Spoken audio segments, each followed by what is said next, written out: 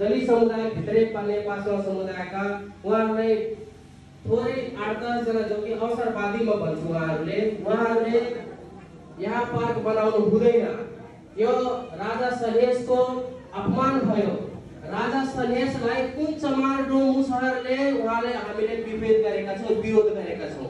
हालै 1 गते जुन प्रोग्राम भएको थियो, मेला लागेको थियो, चमार कल्याण सभा जेयुके निःशुल्क रूपमा 3000 त्यहाँ मेला दर्शनार्थीहरूलाई हामीले पानी खुवाएको थियो निःशुल्क रूपमा।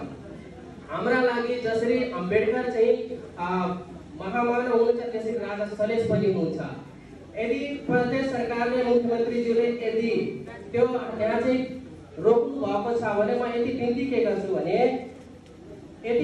गर्छु भने उहाँलाई 10 दूरमा भएन भने हामी 1 कट्ठा दिन तयार छौँ। यदि 1 कट्ठा जग्गामा पनि भएन भने पार्क हामी यहाँ 2 कट्ठा पनि दिन म तयार